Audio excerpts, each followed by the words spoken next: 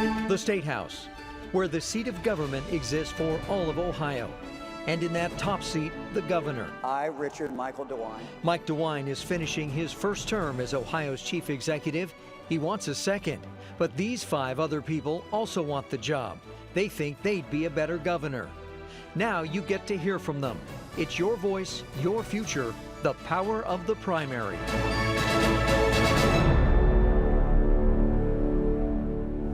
Hello, I'm Kurt Ludlow, coming to you from the incredible Ohio State House. This Greek Revival building is located on 10 acres of Capitol Square in downtown Columbus. Construction began in 1839 and wouldn't be completed until 1861. Over the years, the governor's office has been occupied by 70 people, only one of whom was a woman. This year, 1 woman and 5 men want the job. Current Republican Governor Mike DeWine facing primary challenges from businessman and farmer Joe Blystone, former Ohio Representative Ron Hood, and businessman and former Ohio Congressman Jim Renacci. On the Democrat side, the candidates in the primary are former Cincinnati Mayor John Cranley and former Dayton Mayor Nan Whaley. We asked all of these candidates to sit down with us and answer 15 questions. The ground rules were simple. They'd each be asked the same questions and have 60 seconds to respond. There were no gotcha moments. Everything had to do with policy and governing. 5 of the 6 candidates agreed to talk. Neither Ron Hood nor his campaign ever responded to any of our requests for an interview. So here we go. We begin with questions that we think will better help you understand these candidates and their views on the issues. First up, why do you want to be governor? You know, I want to continue the work that we have done. We've started so many things: early childhood education, early childhood development, reaching out to pregnant mothers who maybe need some additional help. H2 Ohio, where we're working to deal with the algae bloom in Lake Erie. Our crime initiative. You know, we have a great state, over 900 police departments, and really what they look to the state to do is provide them the extra help that they need. So we have programs going on, and we're doing things to help local law enforcement, multi-jurisdictional task forces, what we call ONEC, Ohio Narcotics Intelligence Group, and to give them the extra help that they need. So Ohio is moving forward. We want to keep Ohio moving forward. Taxes are low, regulations are reasonable. Ohio's a great place to live, great place to raise a family, great place to start a business, great place to grow a business. We want to continue that. You know, it's not that I wanted to be governor. The government, the current administration, has poked the bear one too many times. And it's not just this administration. We've seen this time and time again.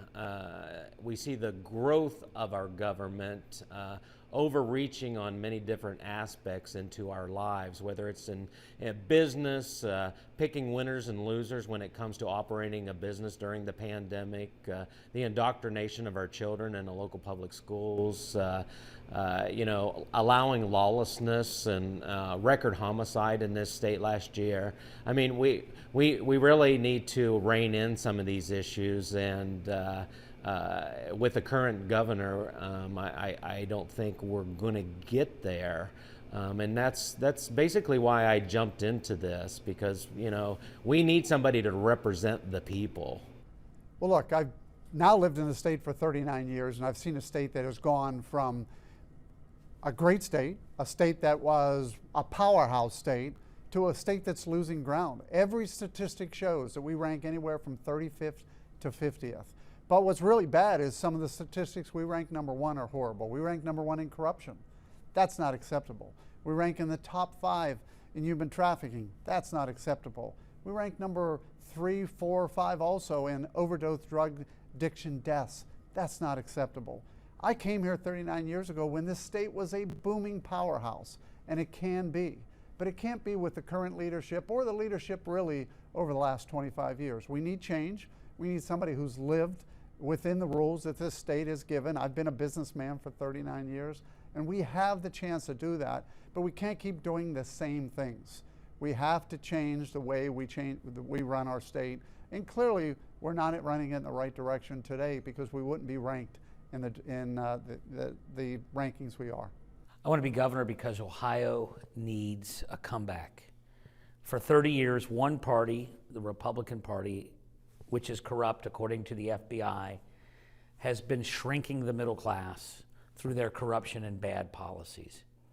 Cincinnati is the only major city in Ohio to make a comeback from decline. Columbus is growing, but Cincinnati was in decline like the rest of Ohio, but because of my leadership is now growing. Mike DeWine and the Republicans have failed our state. I have achieved better results in Cincinnati, and I can receive better results for Ohio. We'll do that by growing jobs that pay $30,000 a year, that pay $60,000. We'll pay for those jobs by legalizing marijuana, taxing it, and putting into those jobs. And we'll provide a dividend of $500 per family per year, like they have in Alaska and North Dakota. And we're going to fully fund K-12 education. Well, I believe the people of Ohio deserve better. For the past 3 decades, we've had the same guys in charge. They've gotten richer, and Ohio families have gotten further behind. We believe we need a governor from the middle class that will fight for the middle class, and we want to make sure that folks' pay goes up, their bills go down, and we finally have a state government that works for all of us. We're just getting started. When we come back, we'll ask the candidates about abortion, whether they support the so-called heartbeat bill, and whether abortion should be banned altogether in Ohio.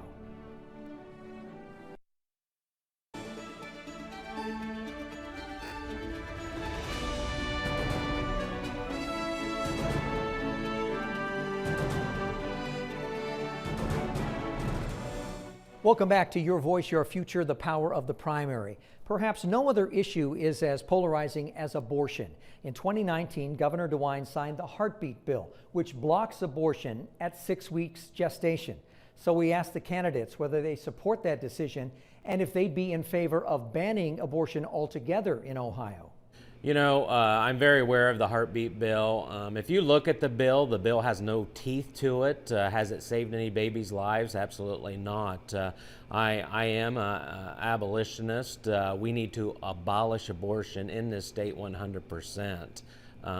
And we need to save the unborn. As we know, pro-life organizations, they want to regulate the termination of babies. I can't be part of that. We need to save the unborn. We need to stand up because they don't have a voice. And we need to do what's right and what's godly, and that's why I believe we need to not only end abortion, but we need to be putting monies here in this state into adoption. You know, we have a lot of lost children out in the system that, you know, they need a good foundation. They need love. They need mentorship. They need a good foundation built. And we're spending the money now, so let's spend it in adoption. Otherwise, where are we going to spend it? We're going to spend it when they become adults. We'll be spending it in the judicial system and in the prison system. I do support that, and I would support banning abortion. I'm pro-life. I'm a Catholic. I'm a faithful Catholic, which means I believe in the Catholic doctrine. I also believe that we need to have a governor who does support it 100%. One of the problems I have with the current governor is that he also appointed a pro-abortion medical director. That does not give him the right to say he's pro-life as the same as I am, which is from conception to natural death. But that's my Catholic background, that's my faith, and I would always believe that life has to be very, very important in the background of a governor, and again, my Catholic faith gives me that. So that's the difference. I mean, I would not ever appoint a pro-abortion medical director in my administration. You know, throughout my career, I've been pro-life. It's something I feel very strongly about. I think one of the essential functions of government is to protect the unborn and to protect those who are the most vulnerable. We do that, and we should do that. So I signed the heartbeat bill. I said when I ran for governor that if I was elected, I would sign the heartbeat bill. The legislature passed it. Previous governor had vetoed it twice. I said I would sign it, and I did in fact sign it. You know, we've also reached out to work with pregnancy centers that are assisting mothers who need help for any number of reasons, and we think that is very important. When I was the Attorney General, we did an investigation. We found that some of the abortion clinics were disposing of the fetuses, these babies, in landfills, and I was proud as governor to sign a law that would stop that from happening. No, I believe in a woman's right to make decisions about her body between her family and her doctors. I'm proud to be endorsed by Planned Parenthood of Ohio and the Pro-Choice Ohio Fund. This is a very personal issue for me. I fought for women's access to reproductive rights my entire career, and I'm the only candidate, Democrat or Republican, that has been pro-choice my entire career. Look, I'm excited that my Democratic opponent has joined just a few months before he announced that he would be pro-choice, but Roe is likely to fall this summer, and when it does, we need to have someone in the governor's seat that will protect women's access to abortion and their access to health care decisions for their families. That's why I'm so proud of the work that we've done to make sure access stayed open in Dayton, and I'll continue to fight that for that as governor. No, I do not. I am pro-choice, and as governor, I will protect reproductive freedom and women's rights and civil rights. And I believe that the right-wing legislature that runs our state, their extreme social policies are part of the reason why young people are fleeing the state, why the economic condition of our state is in decline. In Cincinnati, we did the opposite. We embraced civil rights, gay rights. We reformed police-community relations after we had a lot of racial injustice expose itself about 20 years ago. I helped lead the way, and now Cincinnati is the role model for police-community relations. So all of these issues of women's rights, gay rights, civil rights, we will protect those things. And what I've learned in Cincinnati is that if you treat people with dignity and respect their freedom, everybody does better. Next up on Your Voice, Your Future, the power of the primary, guns and permitless carry. Should everyone be allowed to carry a gun, no questions asked?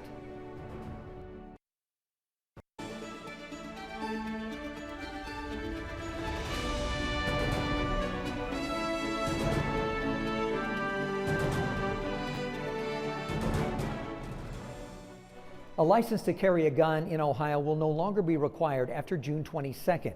Governor DeWine signing a bill allowing permitless carry. So virtually anyone can now legally carry a concealed gun in Ohio without any training or having to take an exam. He also signed the so-called Stand Your Ground bill, which means you no longer have to retreat in the face of danger. We asked our 5 candidates for governor whether these are the right decisions and whether they make our state safer. Well, the one thing about Governor DeWine, he flip-flops depending on what election he's in. He's in a Republican primary now, so he has signed constitutional carry, even though he said he wouldn't. In 2019, he also came out and said that he was pushing for the red flag laws, which would be the most anti-gun pieces of legislation that this state would ever face. So you have a flip-flop position, but he's in a primary. He's in a Republican primary. I actually am a Second Amendment supporter. I do believe that the Second Amendment right is something that we should all have. And again, I support constitutional carry. I support Stand Your Ground. I do not support the red flag laws that this governor is pushed and has pushed. And I will always want to protect the individual's Second Amendment rights. I am also a concealed carry holder and own many, many guns.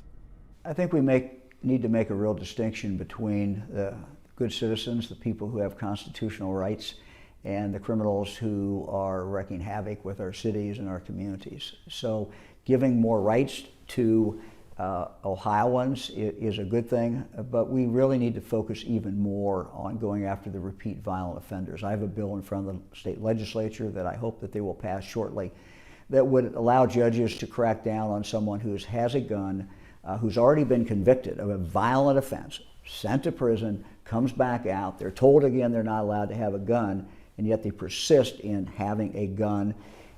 We have a law that says that's illegal today, but it's not tough enough. And so we're going to ask this, I'm asking the state legislature to pass that.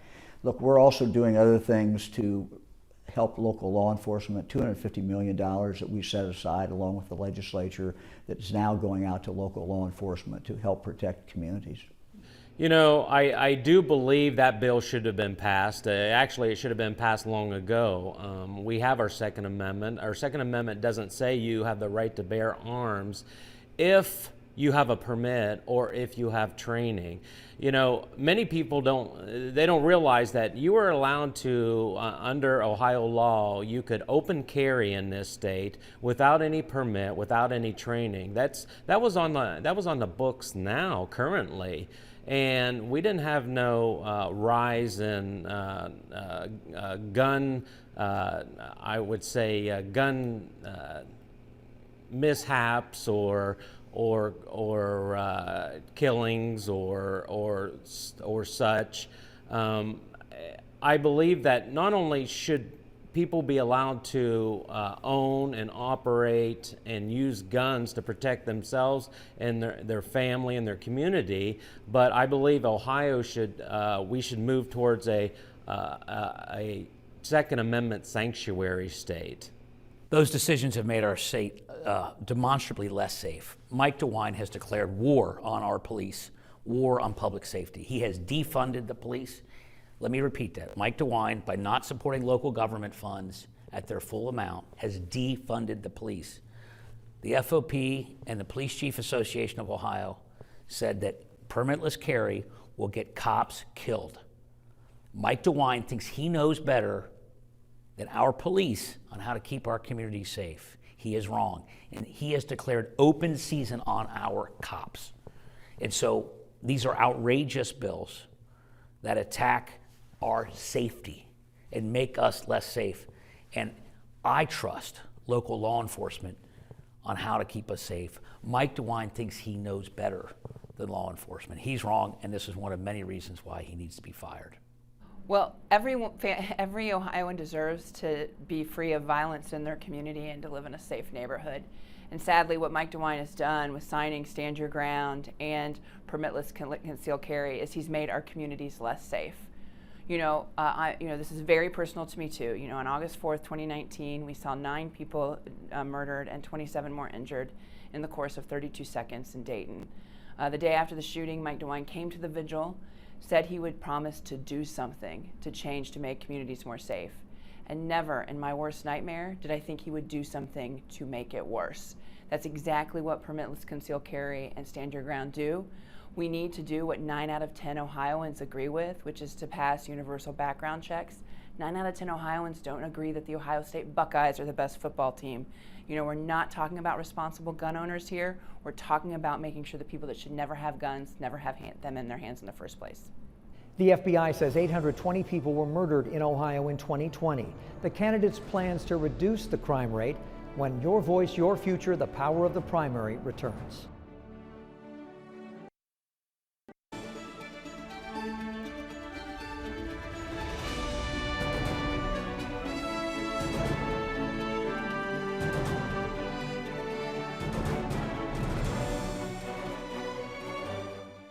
U.S. News & World Report ranks Ohio 36th out of 50 states when it comes to crime and corrections. So we asked the candidates for governor to explain their plan to reduce crime and make the streets safer for Ohioans. Well, again, you know, everyone deserves to be living in a place, no matter where it is, that they're safe and their kids are safe and they are free from violence. And certainly what Mike DeWine has done in really not standing up to radicals and extremists around common sense gun safety has made our communities less safe. You know, in Dayton, our homicides last year dropped by 36%, and it's because we took illegal guns off the street, over 1,000 of them. When you do that and you have less people and again, we're not talking about responsible gun owners here. We're talking about young people and people that should never have guns in their hands in the first place. And when you do that, you make your communities less safe. Mike DeWine said he was going to do something on this, but the fact of the matter is he is too weak to stand up to the extremists in his party, and we deserve so much better as a state. The first thing we're going to do to make this state safer is stop defunding the police like Mike DeWine has done. We're going to restore local government funds so that communities all over this state can put more cops on the street, more walking patrols to help make our city safer and our state safer across the state. At the same time, we're going to attack poverty and root causes of issues that lead to crime by fully funding education, by helping with childcare, helping with preschool, and all the things that will give people the best chance in life to pursue their economic dreams. And we will pursue common sense gun safety measures like I have in Cincinnati, where we have worked with other cities across the country to pool resources in buying guns for our police, to put pressure on gun companies to push for background checks and red flag laws and things like that to keep guns out of the way of criminals. We have over 900 police departments in the state of Ohio and sheriff's offices. We believe in local law enforcement, but it's important for the state to help them. And so we have done a number of things, and we're going to continue to add to this $250 million that is now going out directly to local law enforcement to help them specifically to deal with violent crime. We also have taken a recommendation. We've asked the legislature to pass something that a commission came up with, and that is how we provide continuing police training. If you're in a small police department today, the odds are you probably don't get continuous training. The citizens of your jurisdiction deserve to have you trained, and you deserve to get that help as well. Ohio Narcotics Intelligence Center, we also established that again to help get information. Police seize a phone, for example. There's a tremendous amount of information you can get from a criminal to help solve cases. Many times police do not have the capability of pulling that down, so we're helping them do that. You know, if you look behind me on the wall, we have a lot of first responder patches. During the riots of 2020, we saw our police put on the front line, our first responders. Governor DeWine told our state troopers when that was going on for them to stand down, do not engage, while these groups tore up our state house, they vandaled, they burned, they looted the downtown Columbus. That should not be going on. We need to get behind our first responders. We need to support them, up-to-date training, the tools they need to carry out their jobs, keeping themselves safe when they do the job, but also keeping communities safe. That works both ways. I'm not going to sit here in front of you and say every law enforcement officer is a good person, but this narrative of one is bad, so they're all bad, that has to stop. We had record homicide in Ohio last year. Lawlessness has to end. Actually, what's interesting about U.S. News and World Report is they rank Ohio, as I said, in the bottom of the bucket in many, many areas, and that's one of the problems with our state. It's one of the reasons why I'm running, but there are also other statistics and other entities that rank us very, very low. Look, when it comes to crime, we have 5 of the most dangerous cities in the country. 5. That's not acceptable. So what we have to do is we have to support our police. We have to get behind our police. I would never, ever allow what happened in Cleveland, in Cincinnati, in many of these cases as governor, when citizens were breaking windows, going into buildings. Unacceptable. The governor should have, and I know as governor what I have done is I would have sent in the National Guard to help almost immediately. I also believe, we have the ability to protect ourselves. The castle doctrine in our home, I believe we should have the castle doctrine in our businesses as well. We have to be able to protect our property, and I think the governor should be supporting that kind of a situation, not standing back while this is happening. Some Ohio teachers are worried they could lose their licenses over the way they talk about sexual orientation and race in Ohio classrooms. Our candidates weigh in when Your Voice, Your Future, the Power of the Primary returns.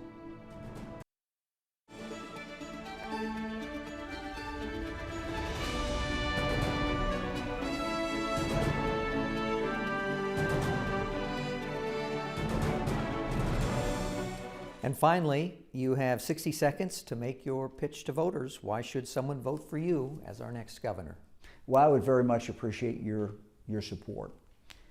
For the last over 3 years, we have focused on trying to create an environment in Ohio so that businesses could grow, create more jobs, but also that workers would have the education, would have the training that they need to move forward. That's really, I think, what my job as governor of the state of Ohio is. And I will continue to do that and work every single day to make those opportunities possible. This is our time in Ohio. This is a great time to be an Ohioan. You're seeing so much more focus now in Ohio. Intel, bringing them into Central Ohio, is just one example, but it's really a symbol of all the other good things that are going on. We've created an environment in Ohio that is just great for job creation, but it's also great for men and women to continue their education, whether they're just coming out of high school or whether they're 30 or 40 years of age. That is what our focus is on. A great time to be an Ohioan, and I really would appreciate your support in this election. You know, folks, I'm just the farmer down the street. I'm the guy that cares about my neighbor. I'm the guy that cares about, you know, where we are going in this great state. We want to stand up for people, families, children. We want to turn community back around. So it's working for families and not for politicians and big bloated government. We want people to be successful. We want to bring back what this country was built on, life, liberty, and the pursuit of happiness. And if we want those things back, we're going to have to fight for them. We're going to have to roll up our sleeves, and we're going to have to work. Too many people vote name recognition only. We need to educate ourselves. We need to know policy. We need to know who is representing our voice. Are they out there working for the best interests of our community and our families? And if those are the things that you're looking for, I, Joe Blystone, a farmer from Canal Winchester, I'm the only choice in this great state. Well, let's face it, Ohio's been in challenging times over the last 25 years. We've gone in the wrong direction. If you go to the report that's on my website, jimrenacci.com, that the University of Akron did, it'll say that we have been going in the wrong direction for 25 years. We need change. We can't continue to do the same things. So why not put somebody that's been successful in business, that's also been successful in getting things accomplished, that's created jobs and employed somebody? Why quit going back to the same old career politician who basically does the same old thing? What I'm asking the people of Ohio to do, if you want change, if you really want to make Ohio that powerhouse that it was 39 years ago when I came here, and it was, think about it, Akron, Ohio, the rubber capital of the world. We had Wayne United in Youngstown. We had NCR in Dayton. These things can happen, but you need leadership, you need a listener, but you need somebody who has accomplished things in the real world, not just in the government world. And that's Jim Renacci, and I hope I can earn their vote on May 3rd. People should vote for me because I'm the only candidate that can deliver Ohio's comeback. Cincinnati was the only city in Ohio to grow after decline. The state of Ohio, so much of it is in decline. The middle class is shrinking. I've gotten results in Cincinnati. Neither my primary opponent or the governor have done that for their people. I believe if Democrats are going to win, we have to pick somebody who has a record that's better than the status quo, not worse than the status quo. Jobs, growth, you're either growing or dying. Ohio has been trailing national economy standards. Cincinnati has been outpacing Ohio's growth. You know, Mike DeWine and the Republicans have driven this state into the ditch. I helped drive Cincinnati out of the ditch. Who deserves the car keys going forward? And our plans of jobs, paid for by legalizing marijuana, taxing it, putting into those jobs, a dividend of $500 per family per year like they have in Alaska and North Dakota. This will put money in people's pockets and build up the middle class. Well, I'm asking for everybody's vote because I believe that Ohio deserves better. You know, for the past 3 decades, we've had the same guys in charge. They've gotten rich and we've gotten further and further behind. I think it's unacceptable. It's time for a change. My message is super simple. I want folks' pay to go up, their bills to go down, and their state government to work for them. That means investing in renewable energy and battery technology so we get the jobs of the future. It means raising the wage for everyone, including raising the minimum wage to $15 an hour. And it means investing in small businesses so small communities and big communities alike can really benefit from the state's investment. But it also means lowering bills, making sure we invest in child care, making sure we cut utility costs, making sure we make sure the drug companies don't attack our seniors and they can afford life-saving drugs. But the way to get that is we have to have a complete overhaul at the State House. You know, the FBI has called the Ohio State House the most corrupt in the country. Mike DeWine was in on it, and we deserve better as Ohioans. There you have it, thoughts from all 5 gubernatorial candidates. We also talked to them about the economy, poverty, LGBTQ rights, and healing the discord between Republicans and Democrats. You can watch their unedited interviews on our website. For now, I'm Kurt Ludlow. Remember to vote. After all, it's your voice, your future.